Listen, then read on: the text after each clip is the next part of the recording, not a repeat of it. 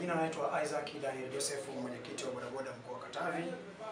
Kwanza kabisa nipenda kumshukuru Mwenyezi Mungu mwingi wa rehema ambaye yeye ametupa afya mpaka kufika siku hii ya leo ya tarehe 17 ya mwezi wa 11 2025. Lakini pia kipekee nimshukuru Daktari Samia Suluhu Hassan katika hotuba yake aliyoweza kuiwasilisha wakati anafungua bunge la 13 mwaka huu wakati akiwa Dodoma. Katika hotuba ile, ndugu waandishi wa habari, mmekuwa mashahidi, ninyi wenyewe umeona ni hotuba ambayo kimsingi inaonesha dira au uelekeo kwa taifa letu la Tanzania, lakini hasa katika vijana.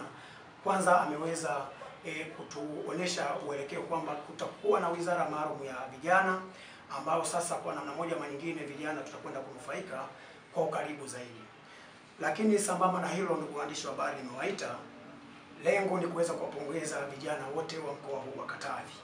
Kwa nini nawapongeza vijana wa mkoa wa Katavi, hasa maafisa usafirishaji na bodaboda? Kwa sababu tunatambua tarehe 29 mwezi wa 10 kulikuwa kuna zoezi la uchaguzi, lakini viongozi na wanachama pia kwa pamoja wameweza kushiriki uchaguzi ule kikamilifu na kuendelea kuitunza amani ya mkoa wetu wa Katavi na Tanzania kwa ujumla, na kuhakikisha mpaka siku ya leo tupo salama salimini na tunaendelea na shughuli zetu bila bughudha yoyote.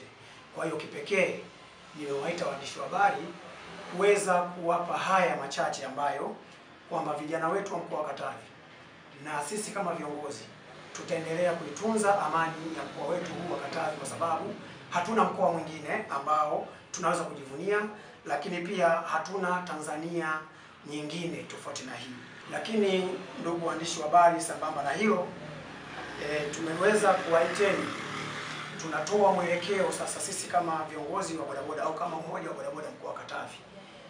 Tunataka viongozi wote wa kanda zote zinazounda mkoa wetu wa Katavi na halmashauri zote 5 na wilaya zote 3 kuhakikisha kwamba wanapokuwa kwenye vituo vyao au katika maegesho yao ni kuhakikisha wanawapokea bodaboda na kujiridhisha kwamba huyu mwanachama anayekuja kujiunga katika umoja wetu kwanza ana dokumenti halali za kutoka serikali za mtaa alikotoka, lakini pia kuhakikisha vielelezo vyote ambavyo vinatakiwa kuwasilishwa ofisi ya mwenyekiti wa bodaboda mkoa wa Katavi. Lengo ni nini? Lengo ni kutaka kufahamiana ili kuweza kuwabaini wahalifu, kwa sababu kuna watu ambao wanajiegesha katika tasnia yetu ya bodaboda na hatimaye hawafati hata maelekezo ya viongozi, na ndio miongoni mwao hao tunawaita ni waendesha pikipiki lakini si bodaboda.